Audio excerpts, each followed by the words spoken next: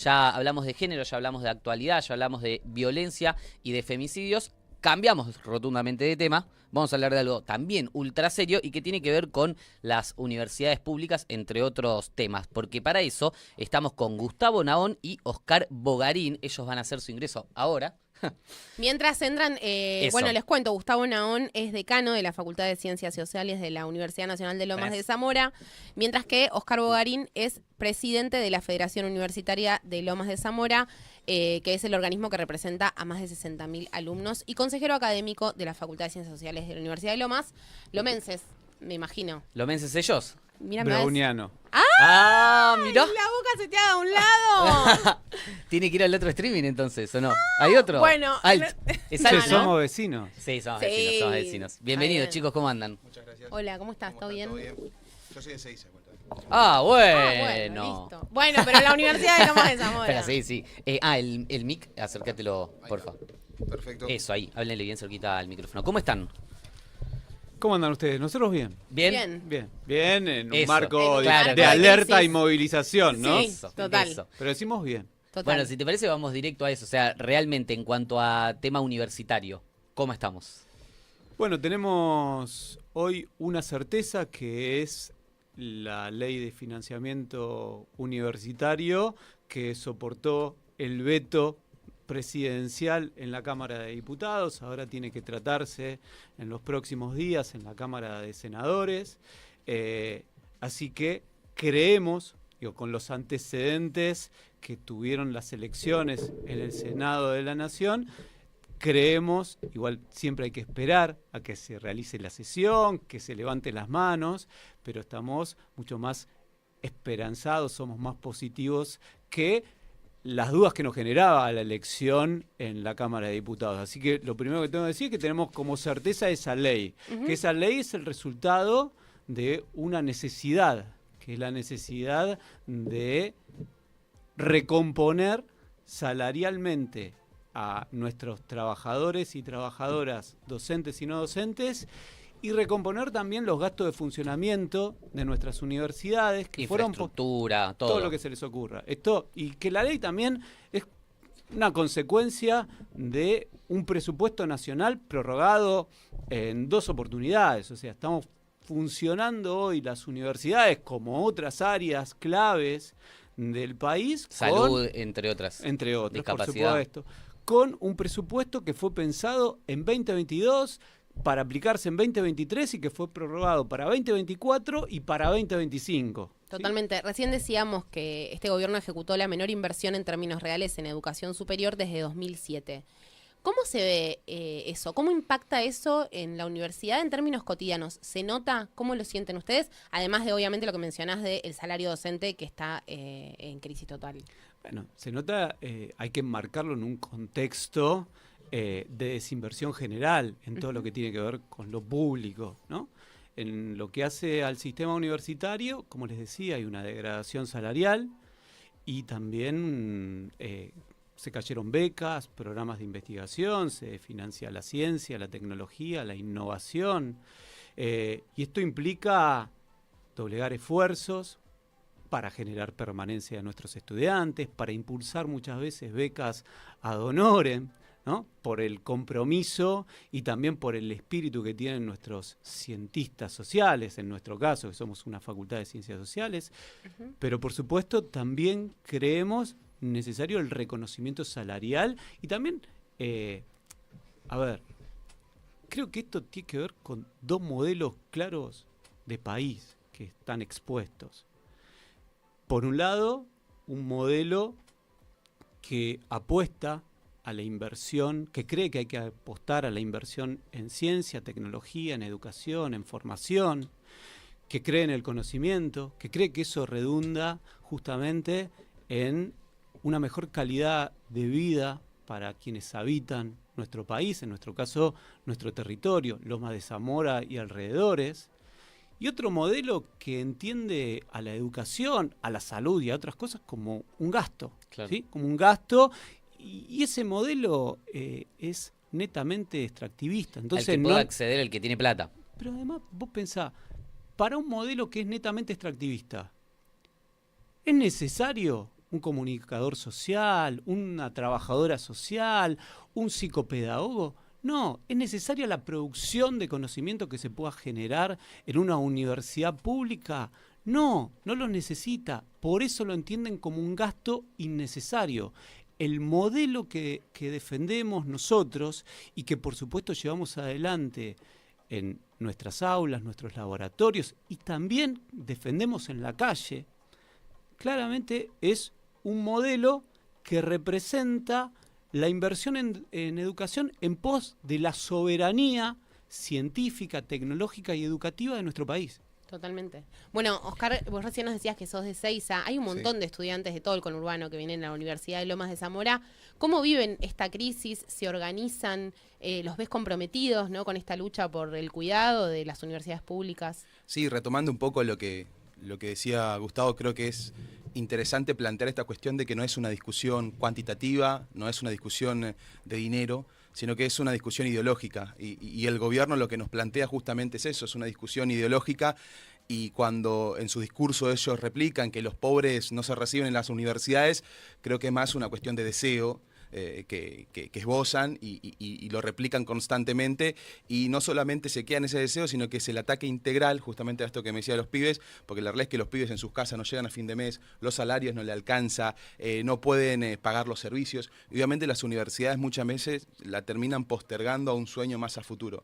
Nosotros, con diferentes compañeros y compañeras del conurbano bonaerense, pudimos entablar una red porque entendemos que en este proceso tan duro que estamos atravesando, tan perverso, solo no nos podemos salvar. O sea, en soledad no se salva nadie. Pudimos entablar un movimiento, ya el Movimiento Universitario del Conurbano, en todo el conurbano bonaerense, con compañeros de todos los centros estudiantes, de la mayoría de las universidades del conurbano bonaerense, porque entendíamos que las problemáticas que estábamos atravesando en este contexto eran muy similares, y empezamos ahí a trabajar de forma creativa, buscando herramientas para poder acompañar a los pibes para que no dejen las universidades.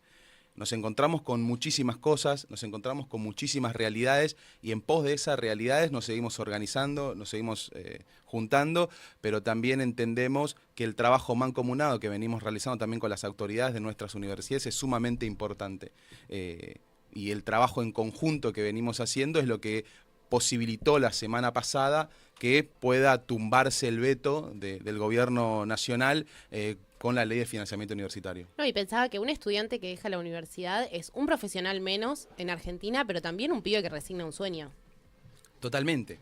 O sea, imagínate que la mayoría de nuestras universidades en el conurbano bonaerense es primera generación de universitarios y universitarias. Hay universidades, no sé, como la de Moreno, que alcanza el 90% de pibes y pibas, que es la primera vez que ingresan a las universidades. Muchas son primera generación que terminan el colegio secundario. O sea, es revolucionario el rol que tienen las universidades para nuestra comunidad, y realmente ese sueño de ingresar a la universidad termina frustrándose muchas veces por el ataque constante y sistemático de este gobierno nacional a los sectores más postergados, a los sectores vulnerables. Así que sí, se termina postergando ese sueño, y nosotros tenemos una responsabilidad de entender a la universidad no solamente como formadores de cuadros académicos, sino que como formador de profesionales integrales que le devuelven a la comunidad una transformación.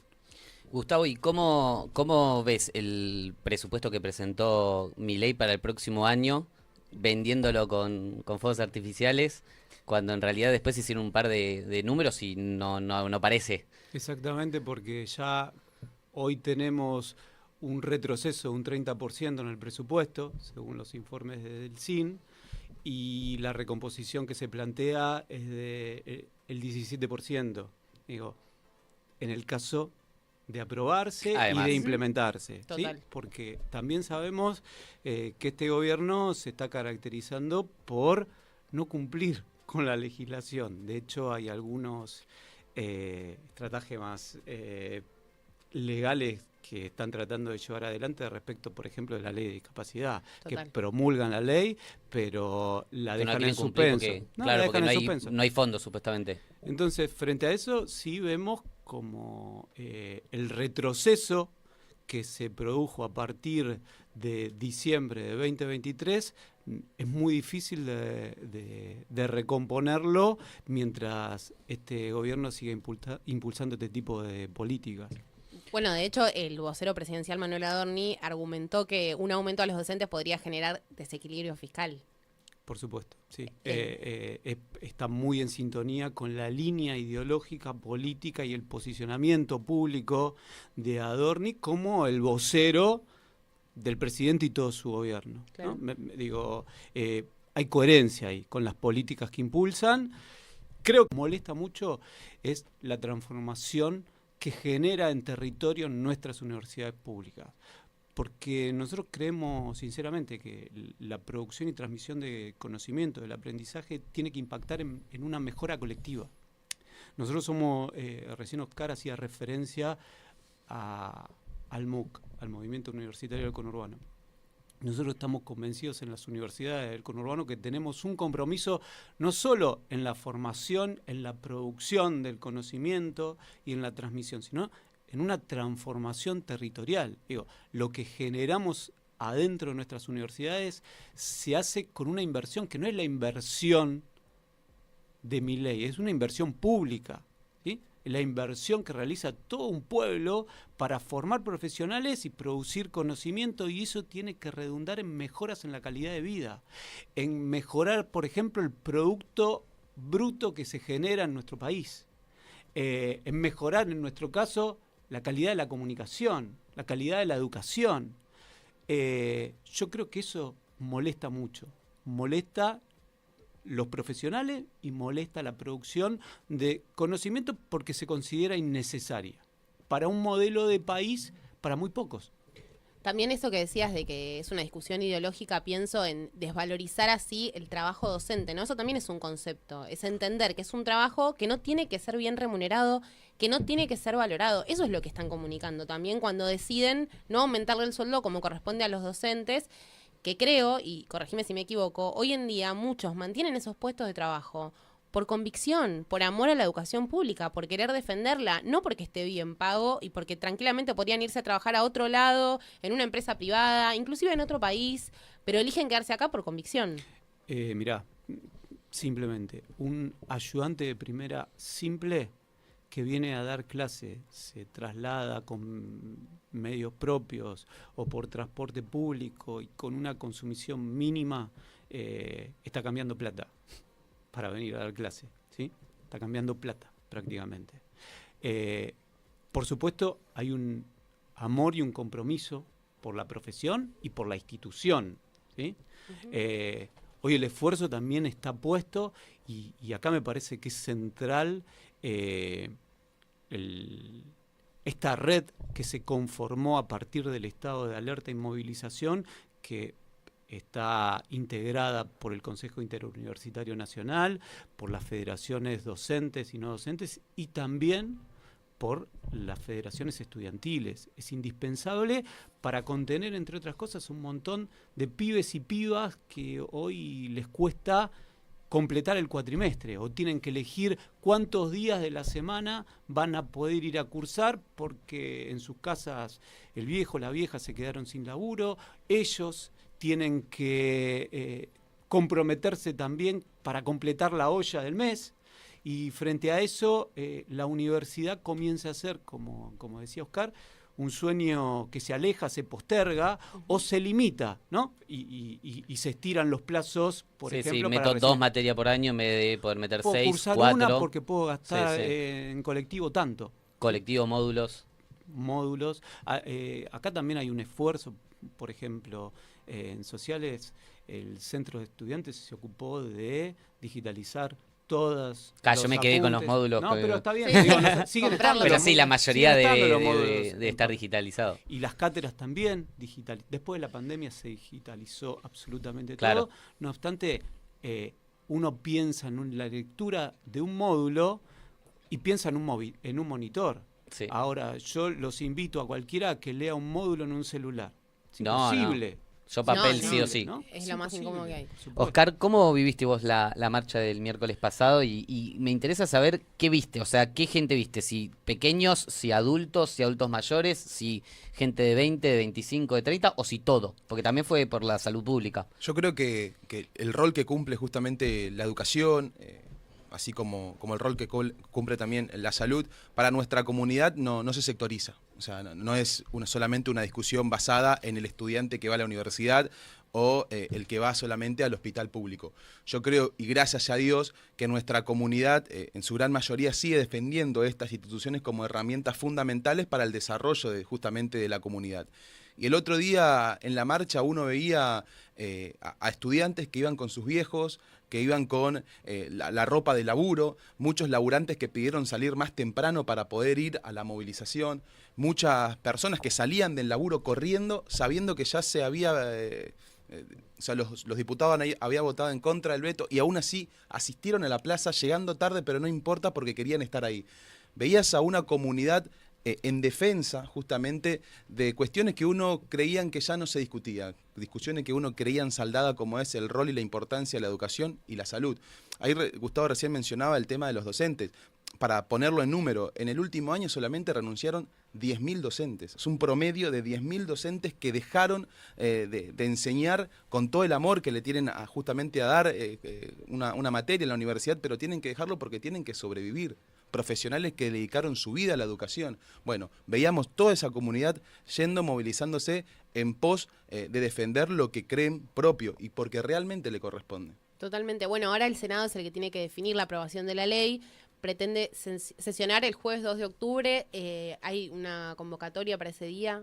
Sí, seguramente con los diferentes compañeros, así como dijo Gustavo, creo que es muy importante remarcar que esto no se sectoriza ni por un espacio político en particular, ni por una institución particular, sino que hay un trabajo mancomunado de todos los sectores que entendemos a la educación como una herramienta fundamental, que entendemos a la salud pública como una herramienta fundamental. Este gobierno atenta constantemente en contra del Estado, entonces nosotros vamos a plantear justamente movilizarnos nuevamente, participar en el Senado de las discusiones para que este veto caiga definitivamente, pero tampoco entendemos a esto la finalidad de la lucha, porque no tiene que pasar que el día de mañana se implemente la ley de financiamiento universitario, pero que nuestro pueblo se siga cagando de hambre. O sea, la discusión del sistema universitario no puede ser a espalda del pueblo.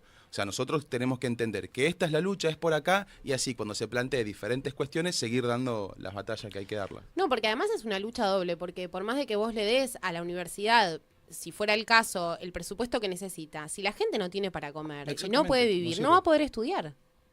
Eso es lo que, sí, es lo que comentabas vos. O sea, si vos a tu casa tenés que ayudar a tus viejos con el trabajo y a la par tenés que viajar 2 horas para ir a la facultad, más 2 horas que estás ahí, o 3, o tenés que volver y después tenés que estudiar y después tenés que comprar los módulos, es como que se termina dejando de lado. ¿De qué te sirve un laboratorio de excelencia sin estudiantes? Totalmente. No tiene ningún tipo de lógica. Pensemos que hay políticas públicas que son clave y se dan en contexto, siempre se dan en contexto para llevarlas adelante. Por ejemplo, 2006 y 2007 se promulga la Ley de Educación Nacional que permite, que lleva al secundario a ser obligatorio a nivel nacional y en 2007 a nivel provincial.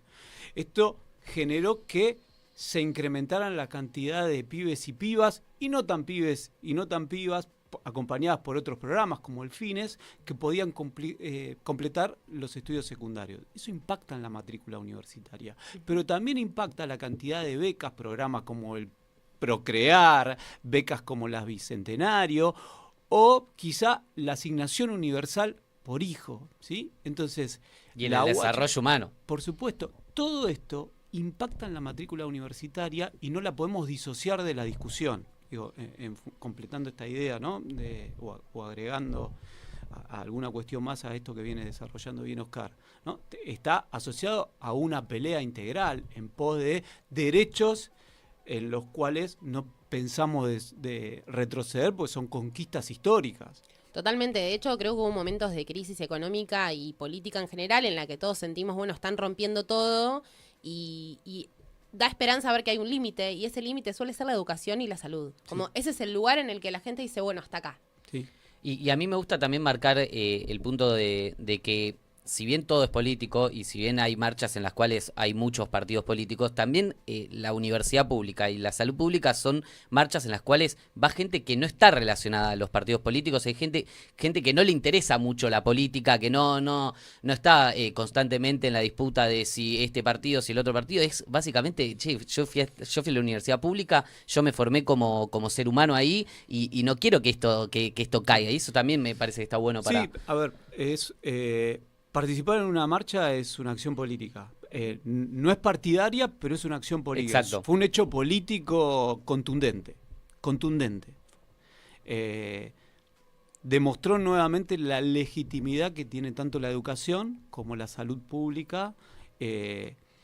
Yo digo, trato de recordar rápidamente lo que fue el momento de la votación. El grito. Pero el silencio previo. Creo que fue más contundente que el grito es el alivio. La caminata, perdón que te lo futbolice, Sí. la caminata de Montiel hacia el punto del penal fue. Por supuesto, sí. Fue, mirá, el otro día lo contaba con un grupo de compañeros y compañeras. Nosotros estábamos donde estaba la bandera de la Universidad Nacional de Lomas de Zamora, y alguien estaba escuchando con un celular el momento de la votación. Entonces, ¿viste? Hicimos una ronda alrededor de ese celular. Yo decía, me escuchaba el corazón. ¿Viste? Cuando me escuchaba el corazón de la tensión, lo que se vivía en ese momento. Porque aparte se esperaba que lo ratifiquen el veto. Sí, nosotros ¿Sorprendió? estábamos muy esperanzados de que se llegaba al límite, pero se llegaba. Creo que fue muy contundente, esos 174 votos que fueron claves para el apoyo a lo que es la ley de financiamiento universitario, y ahí el estallido que creo que tiene que ver, por un lado, con el hecho concreto, y por el otro, lo mismo que pasó con discapacidad y con Garrahan. Digo, mostrar los límites, ¿no? Esto que decíamos antes, delimitar hasta dónde puede avanzar un modelo que quiere destruir todo lo que puede y que esté vinculado al Estado y a lo público, ¿no? Tenemos algunos mensajes ahí en YouTube. Poli Sabatés nos manda genio los dos, aguante la UNS. Después Una grande, Mati Poli. Tsatsuk, una genia Poli. Después Mati también, otro compañero nuestro de la Facu de Lomas. Oski, sos el uno, con el hashtag, y a vos que te esperan en alto. O sea, te están esperando allá. Después Dale. yo solamente voy a decir que alguien me dé un wok, eso no sé, de comida para vos, Daniela. Hacete cargo del wok. Bueno, ¿y cómo ven a futuro cercano todo esto? Bueno, yo creo que nosotros ahora tenemos que esperar al Senado, y después tenemos un antecedente muy malo, que es el que les comentaba antes, De discapacidad. donde por supuesto Encuentran un vericueto el para... gobierno promulga y deja en suspenso la implementación hasta que el Congreso, por eso nos mantenemos en alerta y movilización. Digo, Claro. claramente eso. Después nosotros estamos convencidos de las luchas que tenemos que dar, las batallas que nos quedan, pero sobre todo cuáles son los derechos que defendemos, cuál es el país que queremos. Claro, y en este marco, desde el lado de los estudiantes, bueno, recién destacabas la organización, ¿no? Se genera una red ante esta adversidad para trabajar en conjunto. Exactamente. Quería comentar nada más que, por ejemplo, un estudiante hoy sigue cobrando la beca Progresar 28.000 pesos por mes. O sea, para que ustedes se den... para tomar magnitud ¿Para qué? en números Para comprar un concretos, kilo de milanesa. claro, o sea, es una locura que un pibe recibe 28.000 pesos por mes para poder sostener su carrera universitaria. Realmente es inviable. Nosotros seguramente en estos días nos volvamos a juntar con los compañeros de las diferentes universidades para poder plantear cómo seguimos con esto. Ya no queremos pasar mucho tiempo, si no mañana nos juntamos en la Universidad de Moreno, que hay una actividad también importante de Redcon y demás, pero ahí nos vamos a estar cursando para poder justamente ver cómo avanzamos la semana que viene, qué medidas tomamos en pos del tratamiento justamente del rechazo al veto de la ley del sistema universitario. A mí también lo que me gusta de hablar de los estudiantes es que también hablar de los jóvenes, que pareciera que hay mucha gente diciendo como que están todos, no sé, en las apuestas online, como en otra. Y hay un montón de jóvenes completamente comprometidos con causas políticas y completamente comprometidos y con ganas de tener un futuro digno. Yo creo que, primero y principal, igual eso es otra discusión, el tejido social de nuestra comunidad está totalmente rota. Y a eso también tiene que ver a la juventud. Yo no creo que nadie no quiera un mejor futuro. Yo creo que todos abogan por un mejor futuro, y por eso este gobierno ataca constantemente a instituciones como la universidad, porque justamente la universidad es una herramienta fundamental que te posibilita un mejor futuro. La movilidad social ascendente, que el hijo del barrendero el día de mañana sea un ingeniero, sin desprestigiar el rol y el trabajo del barrendero. Pero esta ruptura del tejido social y un concepto de individualismo constante llevan a que muchos pibes quizás tengan esa desesperanza a poder trascender y deciden elegir otros caminos. Vamos a tener una responsabilidad de decir, no, herramientas como la universidad son fundamentales para un progreso social y que vos puedas entender que hay una esperanza, hay algo más allá. Si vos entendés que no hay nada más allá, y bueno, te volcás, no sé, a las apuestas online, un ejemplo, como muchos ejemplos que está sucediendo hoy en día. Entonces, por eso la universidad es fundamental para nuestra comunidad. Totalmente, y creo que a muchos de nosotros nos interpelan estas marchas y estas causas porque sabemos que de no haber ido a una universidad pública no podríamos haber estudiado. Sí, yo estoy convencido. A ver, lo que defendemos nosotros no es que todos los pibes y pibas tengan que estar en la universidad. Lo que defendemos es que quienes quieran puedan estar porque les asiste ese derecho, ¿sí? Porque sabemos que hay muchos que prefieren laburar, que tienen otros intereses, pero las conquistas históricas que lograron esos derechos merecen que los defendamos todos los días. Nosotros los defendemos no solamente en las calles porque hoy nos toca, sino también en las aulas, en los laboratorios, en los espacios estratégicos de extensión o de articulación institucional, con la presencia de la universidad en nuestros barrios. Y creo que tiene que ver la discusión con eso, con el rol social también que tiene la universidad. A nosotros nos toca hablar de la universidad del conurbano, más allá de integrar una red mucho más amplia, ¿no? Uh-huh. Yo cuando me presentaba decía, yo soy Almirante Brown. La única alternativa que tenía en ese momento, cuando me tocó elegir una universidad, era la de Lomas de Zamora. Digo, hoy, por suerte, por políticas públicas que se implementaron en su momento, Almirante Brown tiene su universidad y Ezeiza tiene su universidad.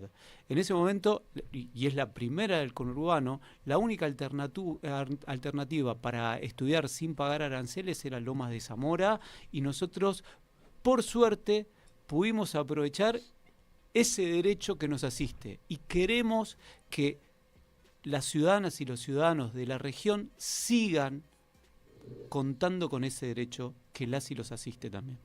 Oscar, ¿qué le dirías a un estudiante de secundaria que se está por recibir y está con dudas de ingresar a la universidad? O sea, ¿cuál sería el mensaje en este contexto que no está del todo tan bien? Primero, posicionarme en el lugar donde uno estuvo, justamente de un colegio, de alguien que está egresando al colegio secundario, decirle que hay algo más allá, que hay una esperanza, que hay una idea de progreso, porque el sistema que estamos hoy en día ataca constantemente la idea de poder progresar, la trascendencia del después. Y yo le digo a ese pibe que la universidad les va a dar esa trascendencia del después, le va a dar la herramienta de que el día de mañana pueda realizarse él, no solamente como persona, sino que como lo que desee ser, y que la universidad le va a brindar esa herramienta, y que el día de mañana seguramente va a ser un orgullo no solamente para su familia, sino que para su barrio, ¿no? Tenemos barrios completos donde hay 2 o 3 pibes que por primera vez de esos barrios están ingresando a las universidades, para que sean el orgullo justamente de su comunidad, y el día de mañana, si se reciben, por ejemplo, de abogados, puedan darle herramientas jurídicas a su comunidad, o se reciben de trabajadores sociales, la comunidad sepa dónde asistir para poder solucionar las problemáticas vinculadas a eso. O sea, la universidad le va a dar las herramientas para que el día de mañana pueda realizarse en su comunidad. Perfecto. Bueno, Oscar Bogarín, muchísimas gracias. Gustavo Nahón, gracias por venir. Si quieren decir algo más, si no... No, les agradecemos el espacio. Creo que es indispensable hoy acceder a la mayor cantidad de espacios posibles para visibilizar la discusión pública que estamos dando en defensa de la universidad y de la educación pública como derechos. Aguante Muchas la Facu de gracias. Lomas. Aguante la Universidad de Lomas. Che. ¿Vos te recibiste ahí, no? No, chicos. Quedé Yo yo fui a la solo. UBA. Sofi Yo se lo me jugué fue. y fui a Sofi la se UBA. me Tiraron a fue mí y de éramos entrada dos. ¿Vos dónde? y se la guardó al final. En la UBA. Ah, sí, a vos te bardeó, pero no, ella nos hacía cargo. La tenemos a Dani Yacar, egresada de Sí, la Dani Universidad de Lomas de Yacar, Zamora. sí. Y acá mi repi, novio Sí, también. muy bien. Bien. Bueno, muchísimas gracias.